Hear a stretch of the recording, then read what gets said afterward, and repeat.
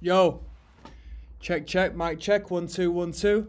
You're listening to Everyday Superpower, the place where we learn about body language, non-verbal communication, everything in between, interpersonal dynamics, how to make friends, whatever you want to learn, okay? So we're going to start a series taking a deeper dive in how to know if somebody is attracted to you, all right? We will also be taking a couple of dips and dives into the alternate meanings this behavior and these behaviors can imply, because there's such a myriad of different approaches and factors you need to take into consideration before coming to a conclusion, okay?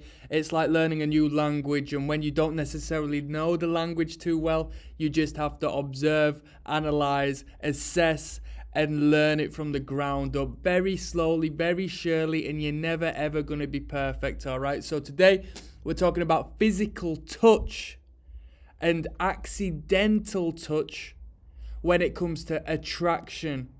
Are they attracted to me because they touched me? Did they mean to touch me?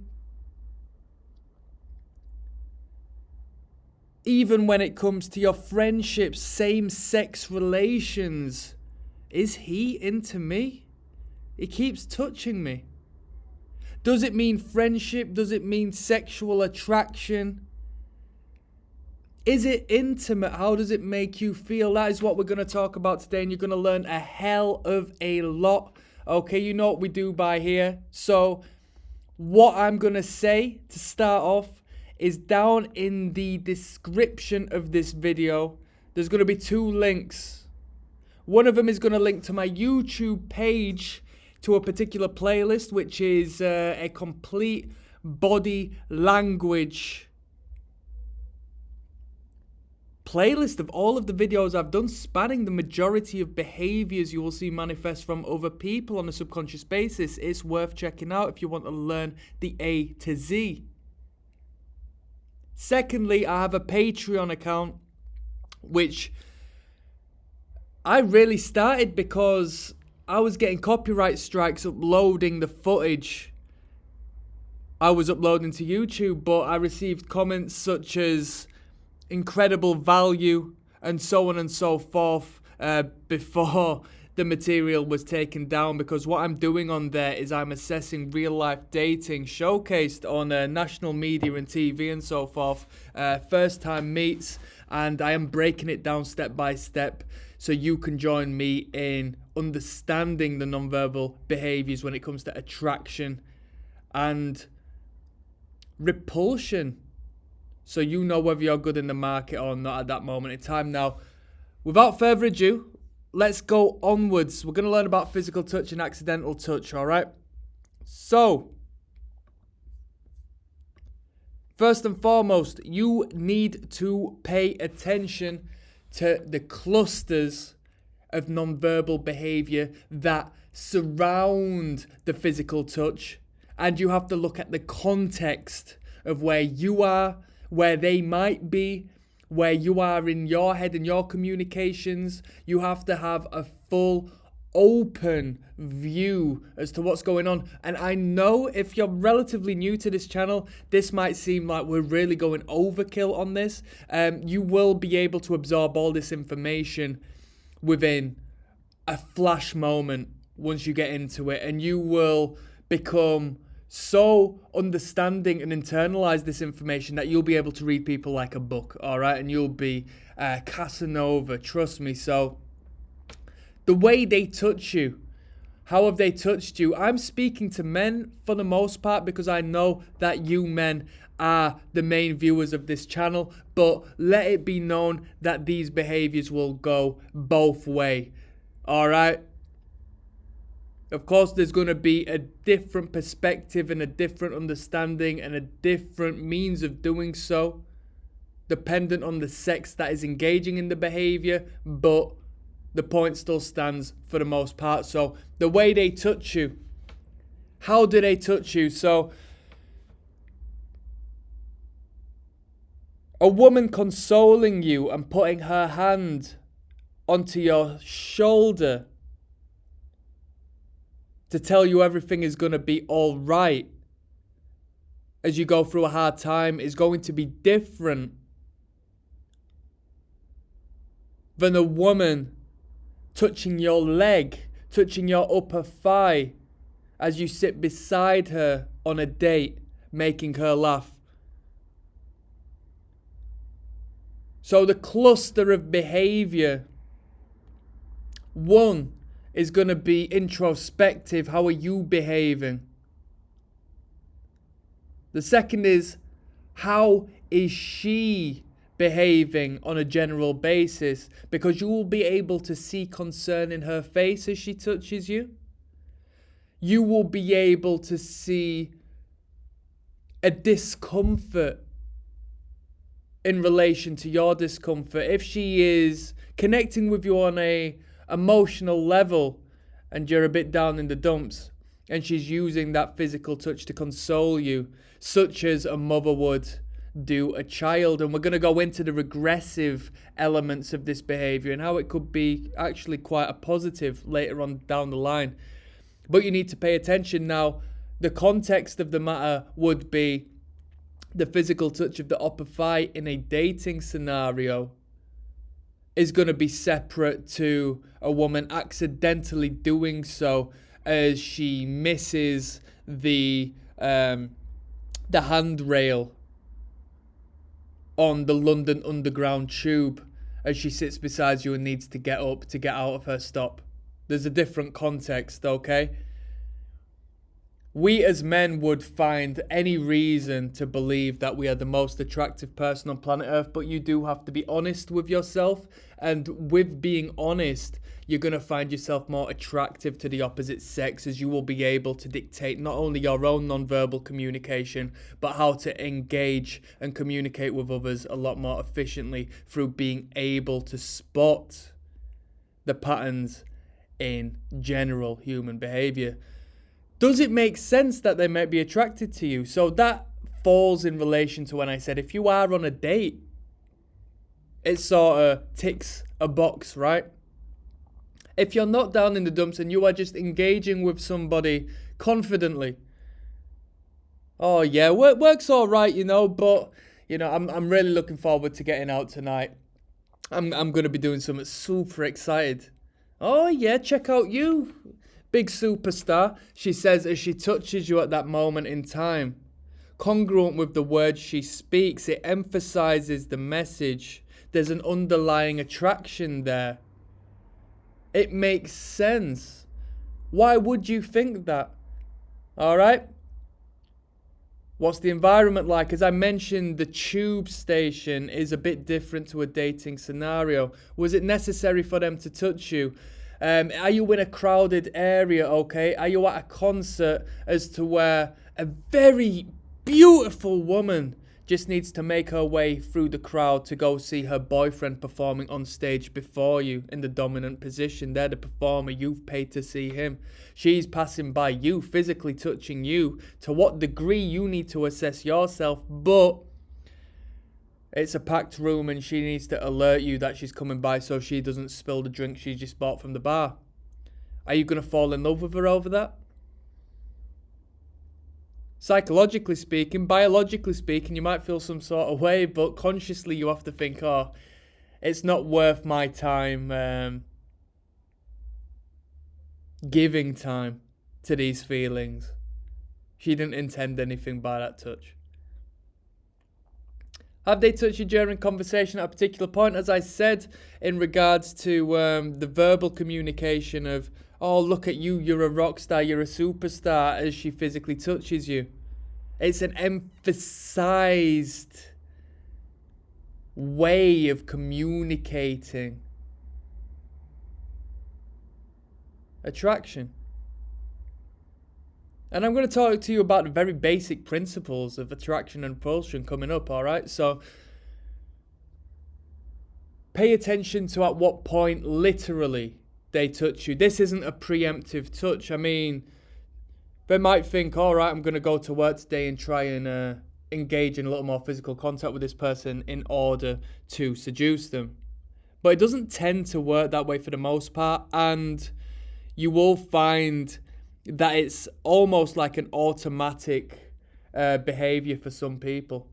They do it outside of their conscious awareness once they are engaged in good rapport and good deep conversation and communication with another person. It feels natural, okay? Because if it doesn't feel natural, they wouldn't do it, because we don't go into the intimate spaces of what may be perceived even subconsciously as a threat, as a survival mechanism, all right? So we have to be comfortable and familiar with that individual in order to do so. Pay attention. And I'm going to be spitting gems throughout the entirety of these courses, so you do need to watch this over a couple of times to allow some ideas to seep in and then see it manifest in your day-to-day activity, with it being observing others communicate or in your own communications.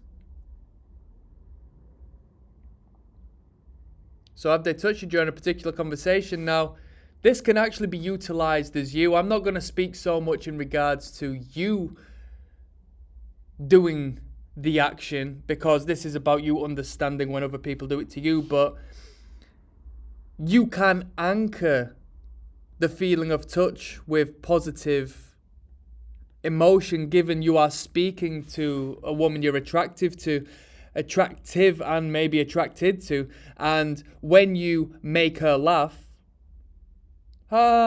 you touch her arm lightly on the shoulder, engage, right? Not only are you doubling up and enhancing that feeling, such as she did in the prior example I gave, but you are anchoring the feeling of your physical touch with the dopamine-driven experience she is currently receiving with the laughter.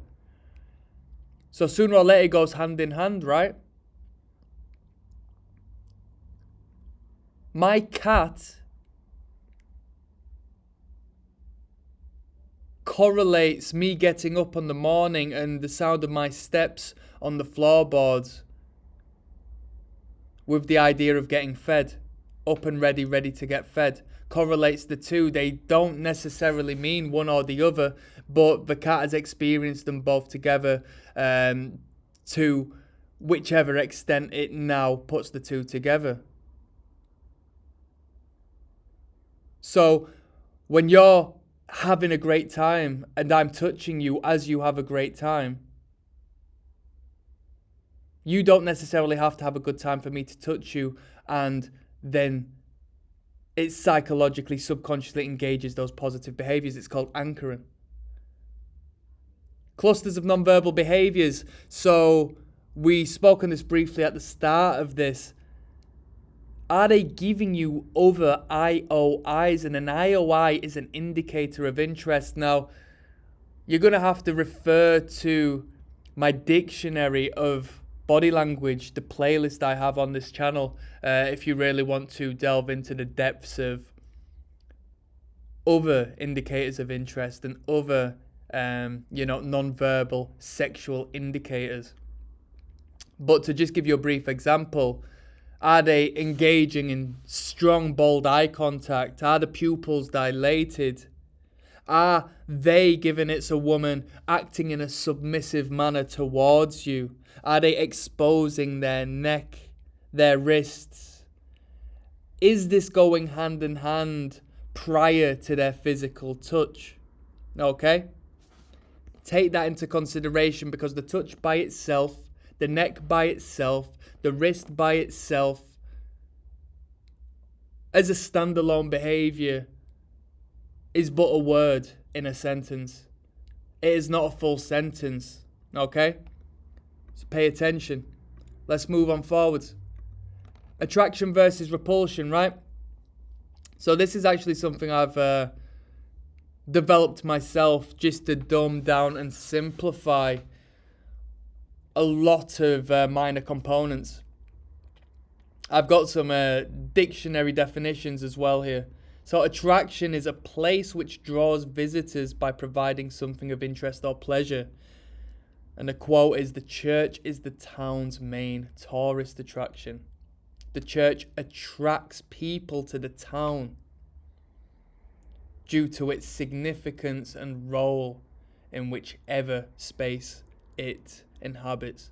As far as repulsion, which is the counter opposite of attraction, so someone's either going to be attracted to you or repulsed by you, right? Or somewhere in between on the spectrum, all right? There may be some characteristics of you that turn off that other individual, but generally speaking, you might be attracted to them. So repulsion is a force under the influence of which objects tend to move away from each other. All right?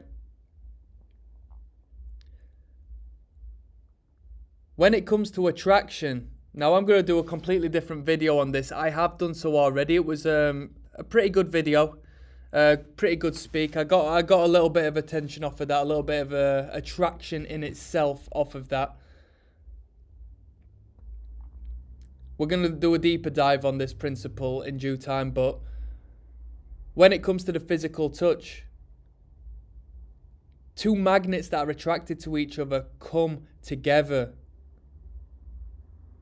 until they physically touch. Two magnets that are repulsed will push each other away. Are you pushing them away? Are they physically stepping away from you? Are they turning away from you? When you touch them, do they move away? I'm sure you've been in a scenario as to where somebody's come and touched you and you've not necessarily enjoyed who they are. Maybe it's your boss. Maybe it's a friend who's done you dirty and they don't know about that you know. Or so on and so forth, and you've had to take a moment to step away. Maybe you've been in the workplace and someone's come into your space and you've felt this inner disconnect. You've had to literally move away in the face of a threat. That is a survival mechanism. That is a flight response in the face of what your brain perceives as a threat, okay? So if someone comes and touches you physically, that is significant of attraction for the most part. I mean, that might answer your question as to why you're here on the video. But we go into all the different perspectives and scenarios and really assess everything we can do. We fine tune it and fine dial it. If they're unwilling to touch you, if anything, they stay out of your way and try not to touch you, that's different. So when we look at the context, as we referred to earlier, if you're in a crowded area, let's say that very beautiful woman who was going towards the stage to watch her boyfriend perform, and she touched you to say, I'm here, I just need you to get out of the way so I can squeeze past. Even in that scenario, which you shouldn't have taken it so serious, you still did have power over the greasy, smelly looking individual she chose not to touch. Okay? You still, even in that scenario, could have been such a repulsive figure that she wouldn't have even gone your way or touched you. She might have even gone to the extent of trying to squeeze by you in that crowded space without touching you. That's the degree of how you repulsed that individual. Okay? Attraction versus repulsion. As we can see on the image, I'll give you a little lowdown. We've got a photo on the side of this. Their upper bodies might be somewhat separate. They might not be leaning into each other. But what they are doing down below on a subconscious basis is putting their feet inwards towards each other. The feet being the furthest from the brain is the least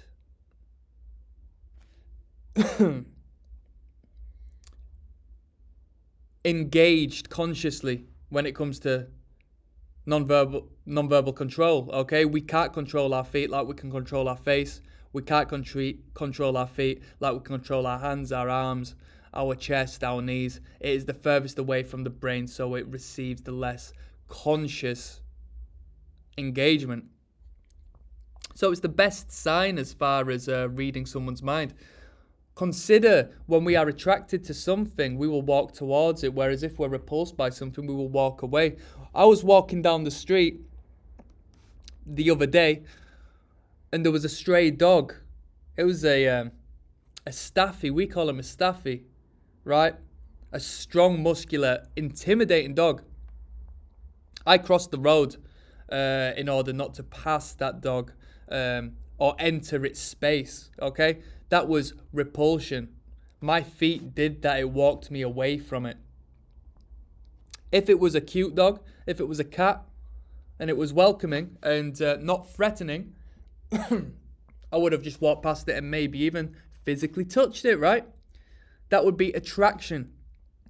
And my feet would have taken me there. So what we can see in that image is the feet is taking and leading the individuals as to where they want to go. Not only that, but on a side note, you can see mirroring. So they are in deep rapport as they are mirroring each other. Okay, they are two becoming one. I don't think the mobile phones are necessary, but that's a story for another time. Let's move on forwards. So, proxemics.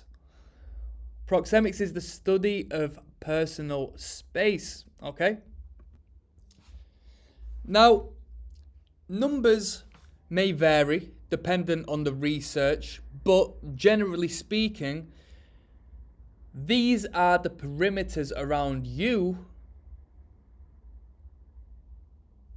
that associate with particular engagements, social engagements. So the public space is 3.7 meters around you, which would be over 12 foot or 12 foot and over. All right, so the public space expands beyond 3.7 meters or 12 foot. This is when you're walking in the city centre and you have a lot of free space. And this will vary from person to person dependent on what they have been brought up in, what they are used to, and we will go on to that further. Social engagements, so conversations with somebody you are inquiring to ask directions from in the city centre as you're walking about. If somebody who you don't necessarily know too well is asking you if you'll be back at work the next day because they're a colleague of yours and you've taken some time off, this will be an engagement in your social space, primarily speaking, okay? That's 1.2 meters to 3.7 meters. That's 4 to 12 foot. Now, if that person, that colleague of yours, is a woman who is attracted to you, and you're looking good at the weekend, and she is surprised that you look so smart in comparison to what she assumed you were like, considering she only saw you in the workplace, she might move in to your personal space, and that being 0.46 to 1.2 meters. That's a radius, a boundary around you of 1.5 to 4 foot. Now, this personal space is where you might personally feel a little bit uncomfortable if somebody that doesn't deserve to be within that space enters it. Okay, I worked years and years and years and years back. I worked in retail, and you would have customers who would enter this space and would essentially be not physically touching you, but breathing down your neck. And you receive a very deep discomfort when people do this. They're called space invaders, right? You would take a step outside of that space and they may even follow you to enter that personal space once again. Could be considered disrespectful.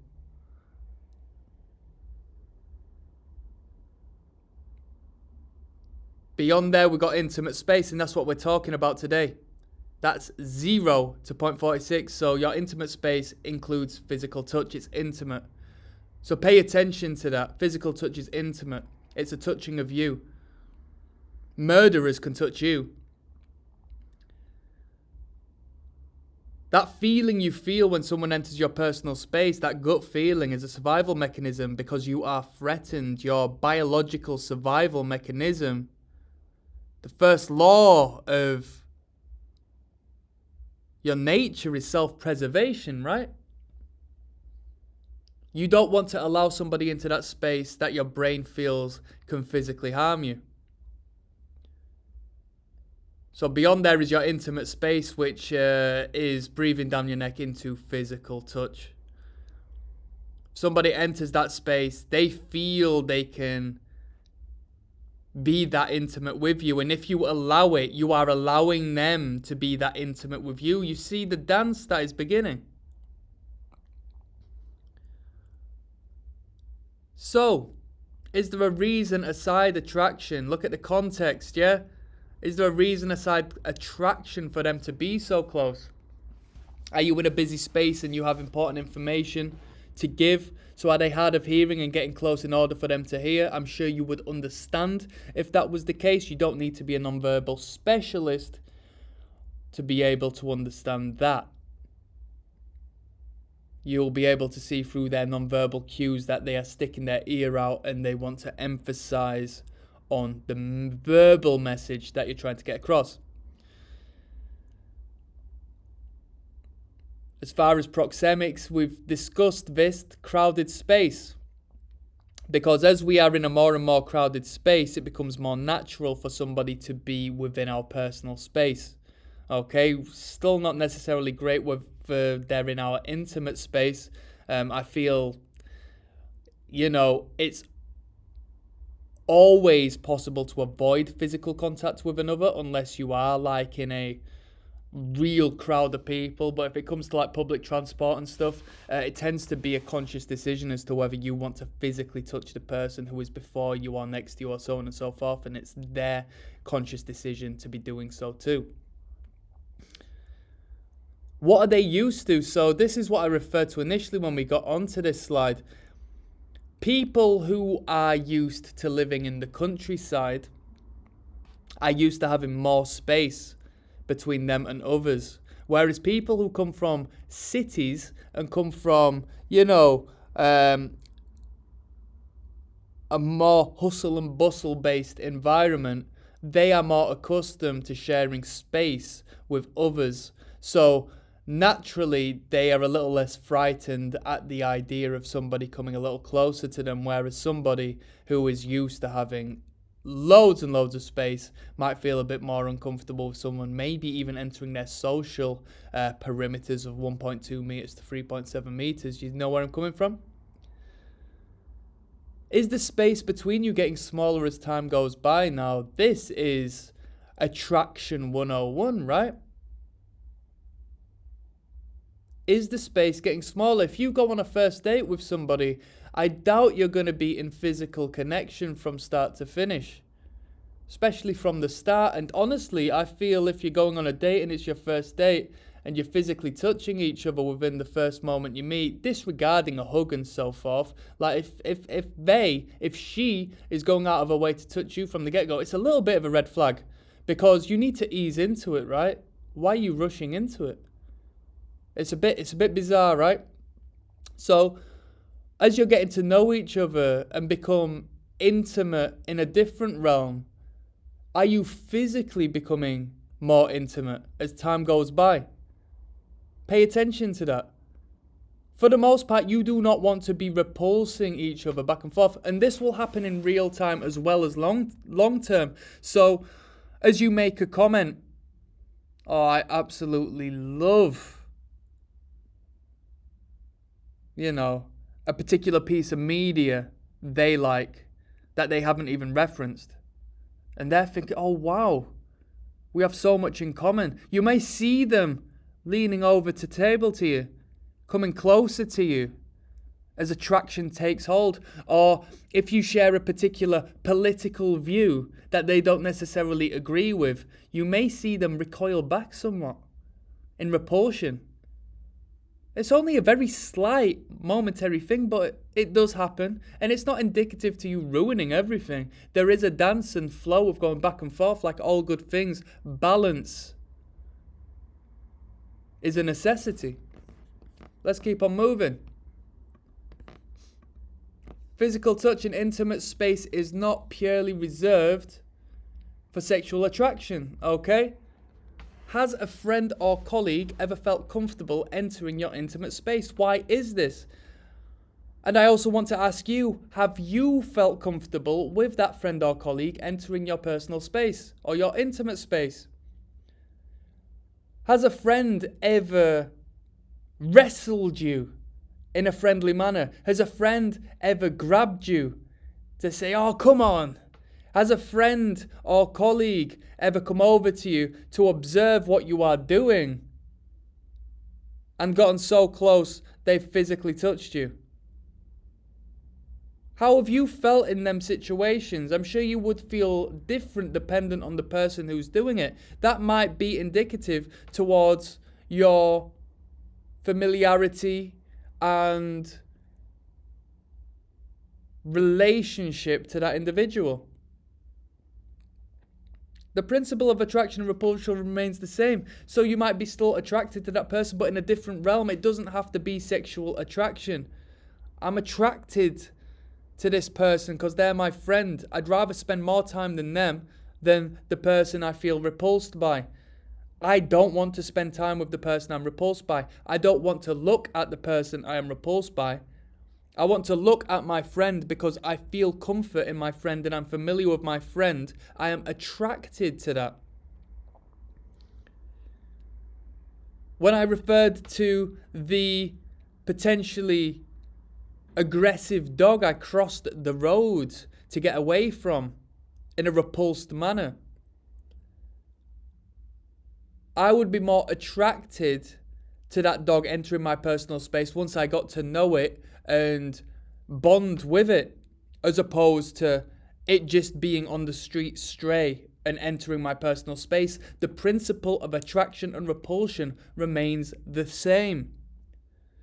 When I choose a pen out of a pencil case, I might be attracted to the pen of a particular colour and repulsed by the other, dependent on what I need at that time. And what's going to happen? I'm going to physically touch and hold that pen. Let's move onwards.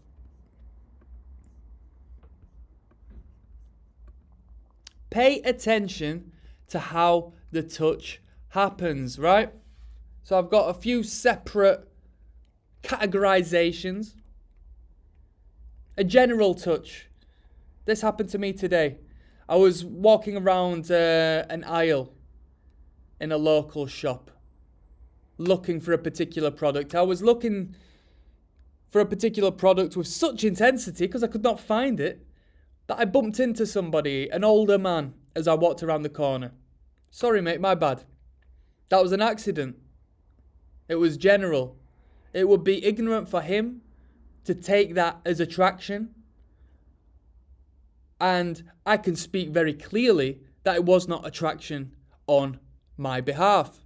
But physical touch and physical engagement did happen. I entered that person's intimate space. So the boundary of intimate space still existed, and I still walked into it, physically touching that man. Now, look at it from his perspective. Do you think he felt comfortable with that happening? Once an apology was spoken and no harm was done, I'm sure he would have gotten over it very, very, very swiftly. But at that particular moment in time, I'm sure his survival mechanism screamed, "Whoa!" You see? I'll bypass dating momentarily just to go on to friendly. We've spoken about, the whole point of this video is, sexual attraction, right? So friendly. I'm sharing space with you, all right? You share things happily with those you want to give. Now, there's levels to this stuff, because an only child may feel a little less comfortable sharing generally than someone who's been brought up with siblings and has been essentially forced to be comfortable with sharing. So there are levels to this, but I'm your friend and I'll share space with you, and you can agree non-verbally whether you want to share the space with me. Okay? I don't feel threatened in your presence. You don't trigger my inner gut feeling, intuition, survival mechanism when you are that close to me. So this is a sign of familiarity and solidarity. All right? Don't worry, mate. Everything's going to be all right. I say with my hand rubbing your back. Don't worry, mate. Let's keep on moving, all right? Now, the non-verbal communication potentially in dating is pay attention to me. I'm choosing to be intimate with you. You can choose any place to be on the dance floor. Why are you bumping into me? You're stood opposite me with plenty of space. Why have you gone out of your way to physically touch me?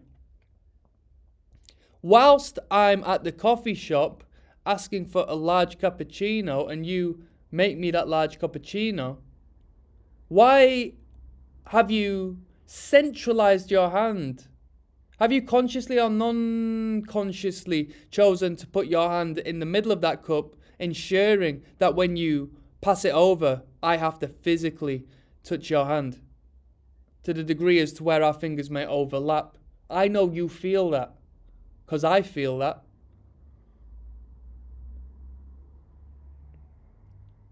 I was in a workplace and there was a running joke because one of the women would pass one of the men and rub her breasts upon the back of the man just to get by, right? He clocked onto it. He felt it physically. And he made a joke out of it as to where we all had a bit of a laugh about it. She did not have to do that. Now, that does not mean that she might not have needed the space. She might have had to say, I'm just moving by, excuse me. She didn't have to make it clear and signal the physical connection of the breasts to the intimate space of the man. It did not need to happen. I do not believe it needed to happen. It's symbolic, right? Pay attention. Of course, that as a standalone incident is not to be blowing your own trumpet about. You need to look at the cluster of behavior that surrounds that, whether that be in the short term or the long term, okay? What is the biological end goal in attracting a potential mate? So this is a question I'm asking you. Over time, if things go well between you and somebody you are sexually attracted to, given that, you know, it's a heterosexual relation, you are both attracted and physical touch is being engaged and becoming more and more frequent, all right? We're building up in intensity. What is the most physical result you can think of, and what is a biological imperative, given that we need to procreate in order to continue on?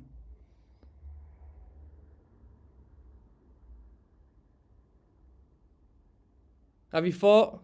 It's not daft, is it? It's not a hard solution. The biological end goal is to have sexual intercourse, right? How can you engage in sexual intercourse without physical touch? All right. Have you ever heard of the concept of boiling a frog? It's used in political criticism. So if you want to take away everything from the people, what you can do is start by taking away one tiny thing, and then another tiny thing, and then another tiny thing. And then altogether it amounts into something massive, right? When you boil a frog, the frog doesn't acknowledge the fact it's being boiled if you turn up the temperature slight by slight by slight by slight. Whereas if you just turned it up from the get-go to a high intensity, the frog will jump out and escape because it acknowledges the fact you've gone from A to B. Whereas if you're stopping along the way from A to B and you make it into a little bit of a journey, it's less intimidating and it goes under the radar. So that physical touch starts as one tap, which turns into two, which turns into more frequent and more comfortable physical engagement. turns into sex. All right? Women are more receptive to physical touch. So studies have shown that women possess a greater sensitivity to pressure upon the skin on every part of the body. Now, this is due to them having more nerve receptors on the body, and it also applies to any sort of physical feeling such as pain, right? Men's skin tends to be coarser than women's, and that aids in pain resilience. It's an evolutionary survival aid. It's why men fight for the most part. You know, the more physical, you'll find more men in manual jobs, in construction. It doesn't necessarily take as much brain power as it does actual physical endurance and consistency. It also, on a side note, is a parallel as to why women might not age. Generally speaking, women might not age in the manner that men do, because they will wrinkle faster due to, you know, the less coarse skin. Thing is, women are superhuman when it comes to feeling and social understanding beyond conscious awareness on a subconscious biological basis. What I'm teaching you today, a lot of women pick up on a completely animalistic basis. Like, they don't need telling these things, because this is what women are hardwired to understand, and that's survival in itself. As a fairer sex, they have to ensure that the man, the potential predator before them, is not going to take their life or do anything in between. All right, let's keep moving.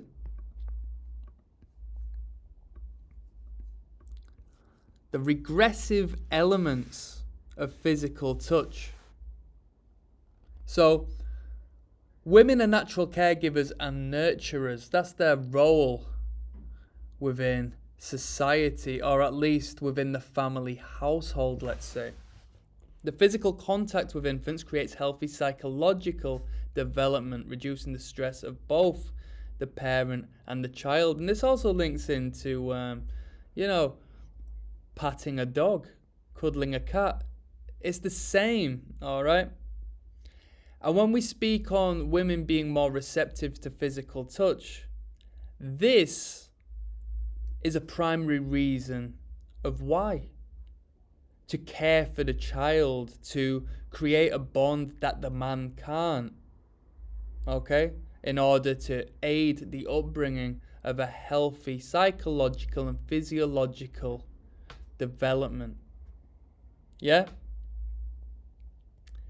In an adult-to-adult connection, could this create a regressive effect? Now, we're going to get quite Freudian here. So I'm going to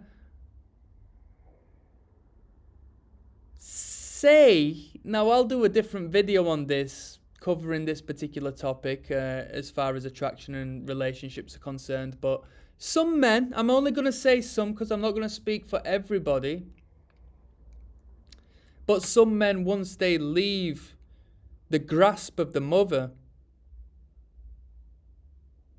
given that they have been brought up by a mother, some people unfortunately don't have the benefit of being brought up full-time by a mother when they're younger, for whichever reason. But let's say they have done. Nature's played its part correctly and things have gone well.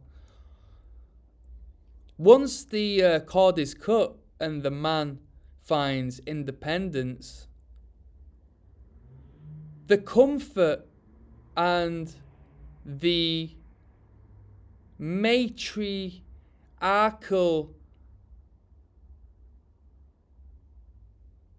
relation is now absent. So when we experience the motherly touch and care from another woman, it will engage with our inner child and spark up feelings of emotional sensitivity, vulnerability. And if the mother figure was, a bad person, potentially negative feelings, but for the most part, it doesn't tend to be the way it goes, but I'm not saying that couldn't be the way.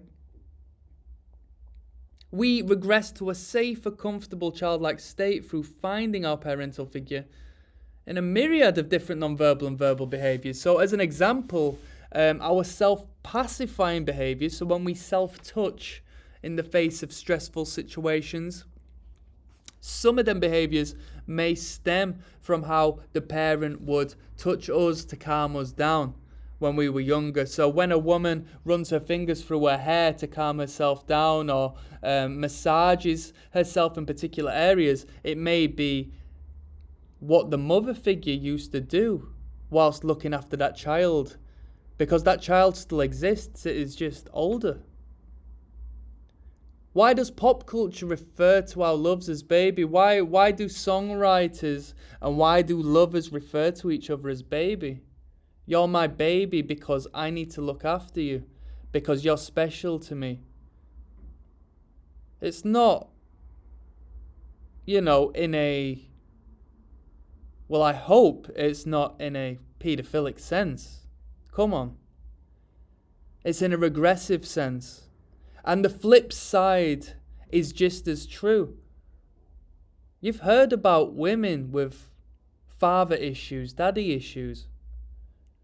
If they perceive authoritative, father-like behavior in a man, they may find attraction in that man as it might be what that inner child is craving, characteristics as to what they found comfort in the past, or never had at all, that they biologically craved.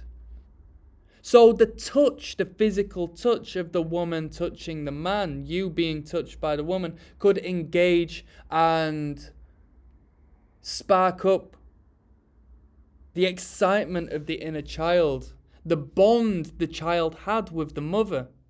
How deep is that? Let's finish off. We've got some questions to finish. Did she need to touch you? So ask yourself that. Could she have not touched you? Why did she get so close she touched me? That's bizarre. It seems almost like she chose to do it. Be realistic. Is it done playfully?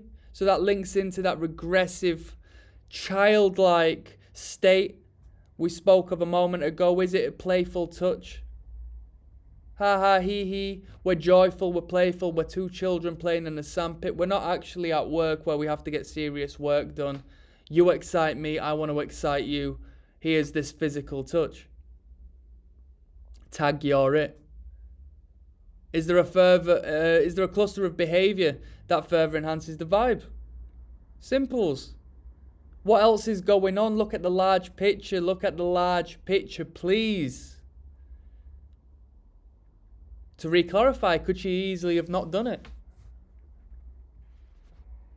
Where does she touch you? Is there meaning as to where she touches you? Is there a particular area she's touched you? Does she find an excuse to touch your arms because you're into weight training? Does that secretly turn her on? Is it a soft touch to telegraph her femininity and submissiveness? If you shake hands with her, now this is, not necessarily her going out of her way to touch you, but if you shake hands, does she intentionally or subconsciously intentionally have a limp wrist, a soft touch, in order to say, I'm a woman and I want to be controlled by you and your dominance?